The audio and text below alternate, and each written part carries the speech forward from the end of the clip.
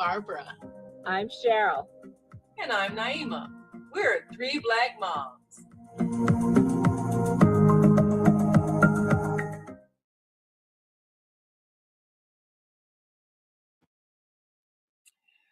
Well, if you are dating, you undoubtedly have had some good and not so good experiences.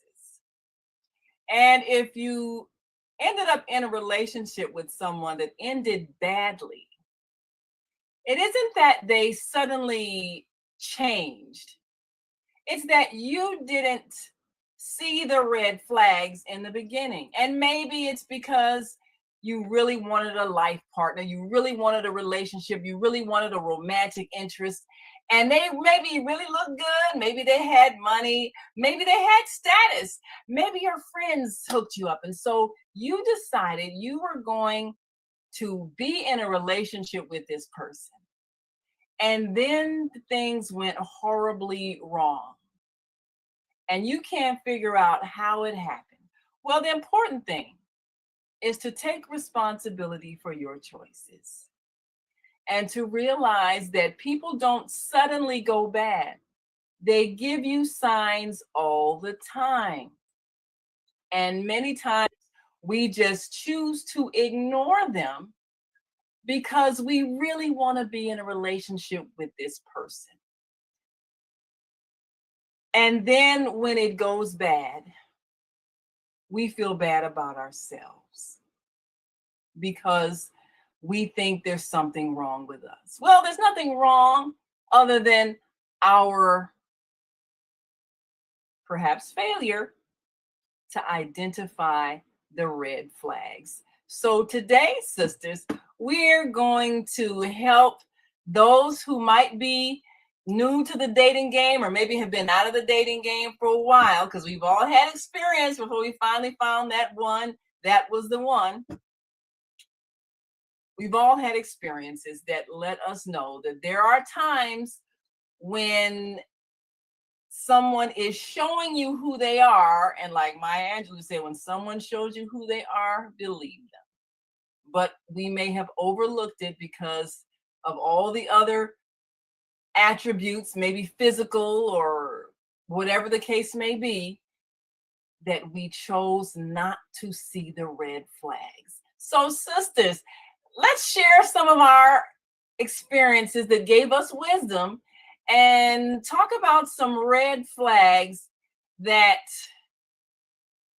if you're paying attention, they will show you this person is not for you. So first of all, Cheryl, let's hear your thoughts, because you've had some interesting experiences. Oh yes, I've had several interesting experiences, and the one thing I have to say, oh, the quote, it's believe them the first time. And that's the thing, is that a lot of times people will show you who they are the first time.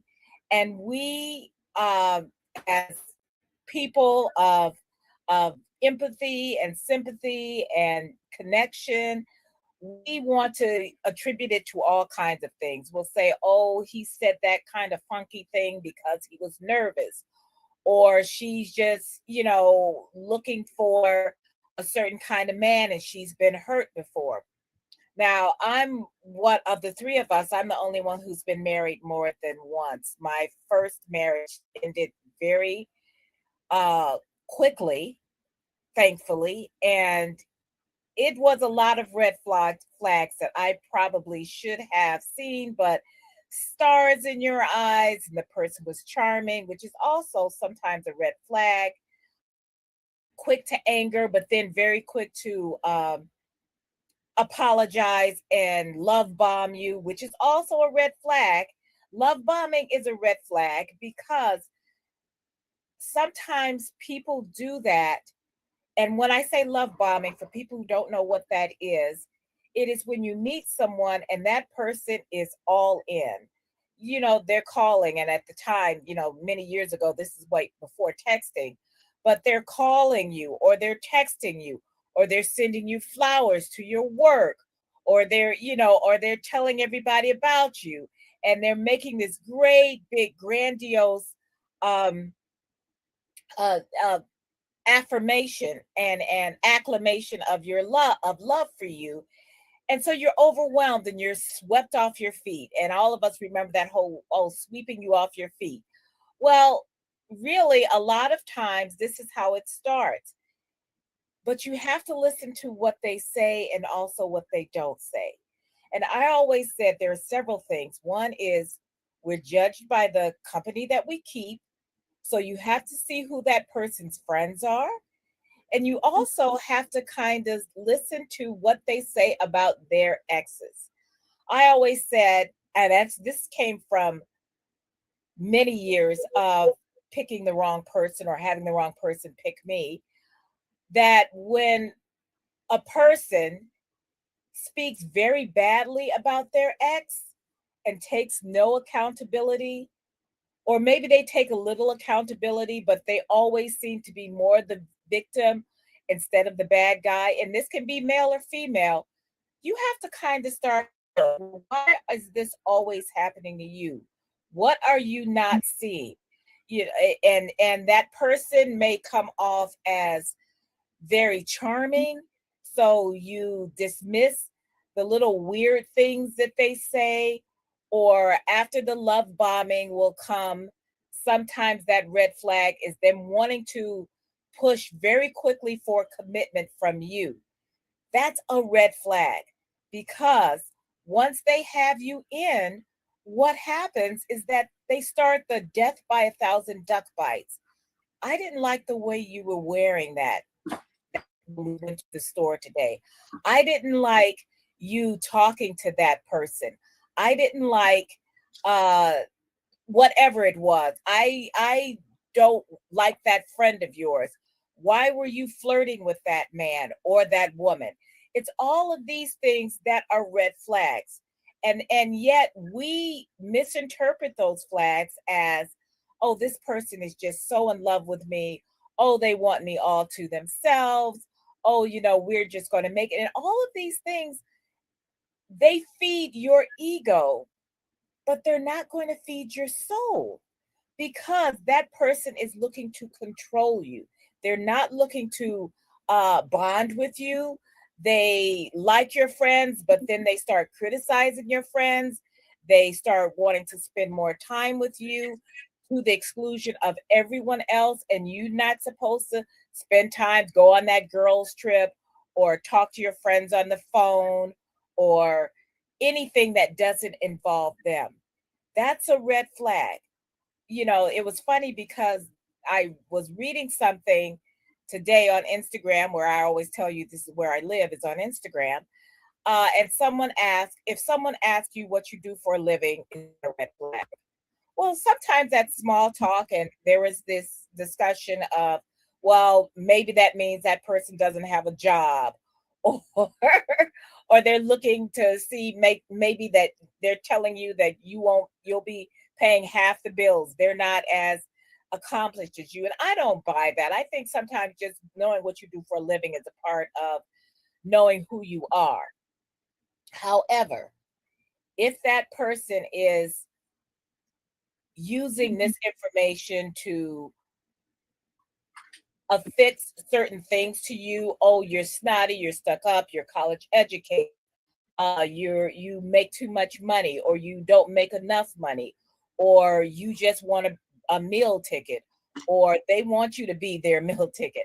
All of those things are red flags, because money can be a great stressor, especially early in a relationship. Oh, Go yeah. 50-50 on that first date, make it a casual, make it a coffee date. If that person seeks to impress you. Another one, some was asking if somebody covers the takes Neil, you on and a, they ask you, should you cover the tip? yeah, Should she you should cover the receive, tip. or should Yeah. be offended? And I feel like you're saying, if it's casual first date, it's okay, because I don't expect you to pay for everything, and I don't want you thinking you paid for everything. So, Yes. so I don't have a problem with that. But I think, and like you say, people ask you, well, what do you do for a living? Well, that's basic small talk, get to know you and all that kind of thing. However, if somebody asks you how much you make, that is a red flag. Why do you need to know? Nobody needs to know what I'm making other than my tax preparer, because they need to be able to prepare my taxes in a way that I. Why is that even in the conversation? Now that you mentioned that, I don't think I've ever had anyone know what I'm making. How much That's your business, you know. So, yeah. you know. Well, I think you have to also realize, and this does not just fall on the young. I'm thinking back to my college days when I was meeting new people. A lot of these older classmen, they pounced on the freshman women because we were all so innocent and dumb. But there was this one guy who was just so bad, and asked me out. And we're just walking down Main Street. This is in Peoria, Illinois. And we're passing by a store with all kinds of jewelry and things like that. And I said something like, "Oh, I really like that. That's kind of pretty." He says, "Oh, I'll get that for you." Rushed in there to buy it. And now this may not seem like a red flag to you, but to me, that was really frightening, that me just saying I like something, and this is like my first time out with this person, and he is like rushing to get something for me, and I don't even know for you to be buying me jewelry. But I think there are a couple of things, because older women can fall into these traps too, especially if you have been either single a long time or recently divorced or broken up. You've had some bad relationships under your belt, and anyone who is remotely decent, you're going to fall for them and not see any of the red flags. Yeah. Now, there are a couple of books I'd like to recommend. I recommended them to my high school students. One is called How Not to Fall in Love with a Jerk. And the other one is called, by the same author, How Not to Marry a Jerk. And it goes through all these steps that you look for in a relationship. One of the first things they say is that sex on an early dating relationship is a complete ruiner of a real relationship, because you don't know anything about the person. The physical might be good, it might be really good, but it disguises the real person. You cannot build a relationship on physical intimacy alone. There are so many other avenues that need to be explored before you get to that. I know that Steve Harvey has the 90-day rule. I think that's cute. But act like a man and think like a woman. Some people, they're like, "Oh, what a fox!" Act like a woman, think like a What man. a great chick. Let us see if we fit together physically. And it needs to be so far none of that. And I will tell you, I'm totally old school. Wait till marriage before you jump in the bed with somebody. And I know a lot of people don't do that anymore. But you need to at the very least, be able to trust this person on a level where they are trustworthy.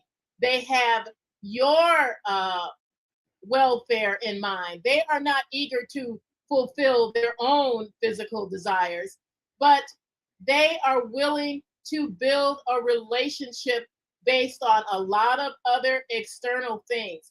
And sometimes a small thing will give you a clue. What if this person is like perfect in every way, and then you get in the car with them and their personality changes and they explode into a road rage that's just like turning from Jekyll to Hyde? That is a red flag, because if they're blowing up over somebody cutting them off on the freeway, they might be blowing up at you about something else. Thanks. And small things in a person's personality. No one is perfect. You are not going to. But if you find somebody and you think that person is perfect, look out, because all of those hidden masks start to fall. Be able to evaluate how this person reacts in every situation. How do they treat their sister? Is every woman that they see a flirting opportunity? How do they treat their mother? How do they treat other women in their family? These are all clues on how you are going to be treated. Yeah, absolutely. And Also, Also, how do they talk about other women? How do they talk about their ex? How do they talk about their ex? They If talk their about ex her is a real B, bad.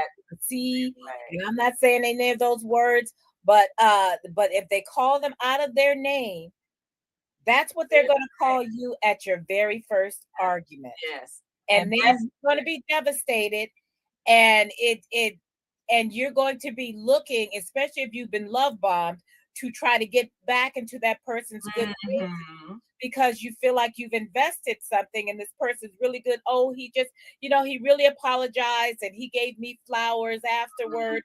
But they're always going to be making you feel insecure and making you feel bad. And that's the whole point. There's another book that's called Smart Women, Foolish Choices. Mhm. And it's an old one because I read it probably 30, 40 years ago or something, right after my first marriage broke up. And it talked about women, because a lot of times women are the ones, especially Black women, we're the most educated, group in the world. But we will fall in love with a man's potential. Oh, well, if he just gets a break. And there's that whole, should, Black women hold up Black men? Yes, we should. Yes, we should hold up all of our people. But the thing is that don't fall so in love with someone's potential that you're making excuses for them, that you are enabling them. You're not helping them, you're enabling them. You're always having to be the one who, invest in this scheme or that scheme, or investing in whatever, or you're not just paying the bills, because it really isn't about money, but it's investing in their bad choices or making up for their bad choices. Those are all red flags, because you can believe in somebody, but don't believe in them to the detriment of yourself. And You you're know, always investing in their ideas, and you're always broke, and their ideas never work, and according to them, it's always somebody else's fault. it's always someone's fault. And, Yeah. okay, at 18, you have potential. At 48, if you have not realized that potential, is not happening. So Yeah. realize when a person has habits that's going to keep them from ever realizing that so-called potential, and you'll get sucked in, and next thing you know, like you say, you're an enabler. And you mentioned something about, well, a couple of things you mentioned, the sex situation, and we talk about this all the time in our shows. The fact that sexual intimacy releases a chemical in the brain, oxytocin, that bonds you to the person you're intimate with. So you are emotionally bonded biochemically to somebody who might be a jerk, and then you just keep trying to make it work because your body is telling your brain to stay bonded with that person. And that's what happens when you become sexually intimate with somebody that you don't even know. And then it's like an investment, and then you keep trying. It's like somebody gambling. You win something, and then you start losing, and then you lost everything. And then you keep playing because you want to win back the money that you had before and lost. And you just keep going further and further in the hole. Well, that's what happens when you keep trying to make a bad relationship work because you've invested in it sexually, with your emotions, your intimacy, and you don't want it to fail because you've invested. And you got to know and then cut your losses. At some point, even a gambler has to realize, okay, I've lost everything. I'm not going to get it. Watch that what was it? Twilight Zone. I mean, yeah. No, Kenny Rogers said no one holds so much the machine started chasing after him. So I mean, you don't want to feel like, oh wow, this was terrible. I shouldn't have tried. I shouldn't have, given my heart to somebody who was a jerk. But they showed you there was a jerk in the beginning, and you just didn't see it because maybe they was fine. Oh, he looked good. Oh, he's crazy. Oh, he makes such amount of money. Oh, he wear them nice suits. I mean, you can get sucked in by all the material things and totally miss that they showed you they was a jerk first argument you have. And that's why you got to look at how do they handle anger. Your first argument is important, and it's good to argue. Somebody, we never argued. That's a red flag too sometimes. Yeah. Not to say that it may be one that avoids dealing with real conflict. If they avoid confrontation, if they avoid arguments, they won't stand up for themselves. That's a problem too, because at some point you're going to need somebody who's got some backbone and will stand up for themselves. And if you disagree and they just, okay, well, whatever you say, that's a red flag. Because who wants somebody who doesn't have never go into a relationship with someone thinking, oh, they'll change or I can change them. No. There's this joke where this husband and wife, the wife goes, you have never changed. You're the same. And he is upset with her because she's always changing. And the problem is you cannot change someone else. If you don't like the way they are, then maybe you need to walk away and find someone else who is already at the place that you're hoping someone is going to be. I had a conversation like this with one of my seniors when I was teaching at this school, and I had seniors. Some of the hardest students to teach outside of middle school are seniors who think they already know everything because they're about to either go off into college or go off into some kind of employment. They think they know everything. Now, there was this guy at my school, and he was a fox. And I am not, he had a beard. I remember once I said to him, is that legal for you to already be having a beard? But he was a really good looking guy. He had a girlfriend, another senior, but he was mean. And all the girls liked him. Even all the underclass girls liked him. He could talk to anybody, and he would make these jokes, but he'd be serious. He would say, like, now, woman, go make me a sandwich. And he's like, not kidding. And because I remember when he said some silly thing like that to me, I said, "Ooh, now you're a sandwich," because you're full of baloney. And so, but it was disheartening to me to see the girls falling and fawning all over this guy when he was mean. I mean, just mean. He said mean things. He did mean things. He talked mean. He acted mean. He was full of himself, but he was a fox. If all you're looking for is the physical, because that's all you were going to get. Yeah. But that's funny because what does they say about, girls do? We all like the bad boys at some point in our lives. Mm-hmm. We do go for the bad boys. And the thing is, when you are mature, you realize that the bad boys are going to be dying alone because you ain't got time for that nonsense. Right. What we want to do, or they find somebody with low self-esteem who just keep hanging on. Yes, who they can abuse. The thing is that our whole thing is those are red flags. If somebody makes you feel bad about yourself, why would you be with them? Yeah. You don't have. If you have a friend who made you feel bad about yourself, you would stop spending time with them. Right. A man that says, "Well, he tells me about myself. He calls me out on my stuff." Oh, yes, honest. Well, but he also does he allow you to call him out? Right. Right. And that's the thing, is that I just find it very interesting that we feel like we need to be called out on some things, but we're not confident enough to say, well, wait a minute, I like the way I wear my hair. If you don't like the way I wear my hair, then you don't have to look at it. You can walk away. Don't tell me that I need to cut my hair, grow my hair, dye my hair, whatever, wear weaves, whatever you want me to do, straighten it. All these kinds of things that people look to change you. And, it's funny because one of the things they say is men marry women hoping they won't change, and men and women marry men hoping that they will. And Barbara, you said something very funny about, people trying to change someone. People are fundamentally who they are. Of course, there's certain things as you grow and you mature, but if it's not nice to people, he's not going to be nice to, you. He's just not. And that's the thing is I always call it the King Kong complex, where women feel like, oh, he's mean to everybody, but I can make him nice to me. He may be nice to you at first as he reels you in. And then it's the death by 1,000 duck bites. It's the little criticisms. It's the, oh, you're not wearing makeup anymore, or you wear too much makeup, or whatever. Big, or you got too skinny, or you're gaining too much weight. Yeah,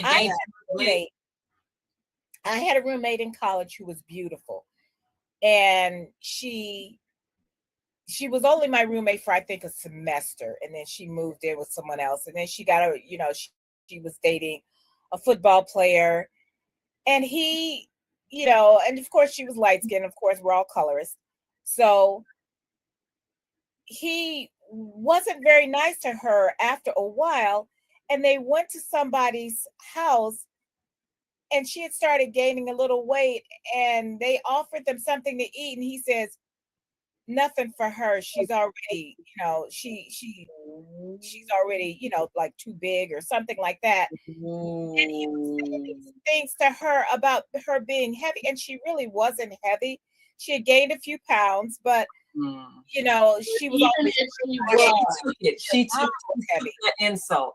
Yeah, but it was like, it was such a nasty thing to say to her, in in front of people, to humiliate her. Yeah. And I remember she was telling me about this because we hadn't been roommates for a while, but she had come because she thought he was cheating on her, and she had found his car there, and so she came to say, have you seen him, or do you know anything about it?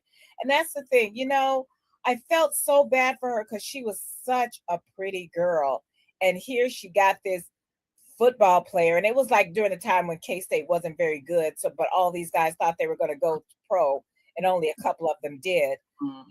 And he wasn't one of them. But I think these women hang your hat on someone who you think is going somewhere, but you're hanging your hat on that person, even though they're not treating you nice, and they're never going to treat you nice, even if they become famous and wealthy and all of that. Worse, it will escalate. It'll escalate. And so, and this is why we need to make a decision that we're only going to allow ourselves to be treated well in a relationship. And if that person is not treating us well, we need to let them go. And do not keep giving somebody chance after chance after chance after they humiliate you, lie to you, embarrass you, and it doesn't matter how many flowers they give you. Yeah. And you need to be able to recognize that. It's almost like when you are bargain hunting. I know when I was in China, my daughter taught me the skill of walking away. There's a certain amount you are willing to pay, and they will not come down if they think that they might lose a sale. You walk away and they will run after you to okay, the $4, $3, $2. But you got to be willing to walk away. And you have to be willing to walk away. And the same thing in a bad relationship. As soon as I was thumbing through this book that was on my daughter's shelf, and the title of it was Boundaries. And it was all about those kind of things. If you know your own boundaries, you will not fall victim to someone overstepping them. That's it. Well, we've got to go, and we hope you learned something. And if you're in a relationship where you need to walk away, walk away. It's okay. You know what? Walk away, Renee. Be sad, cry, put on some sad music, and then say, you know what? More in the relationship. And then say, but there is obviously somebody else out there for me. This just wasn't the one. No second chances. No, okay, we'll fix it with counseling. That person has already shown you who they are. Yeah. Believe them. The first time.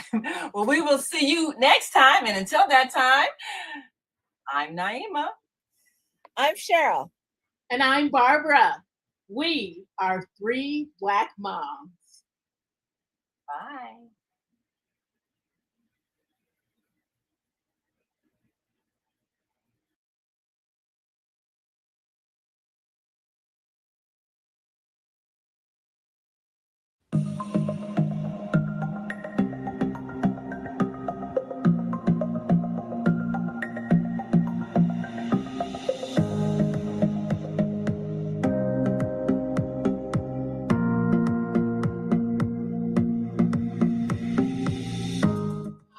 I'm Barbara. I'm Cheryl. And I'm Naima. We're 3 Black moms.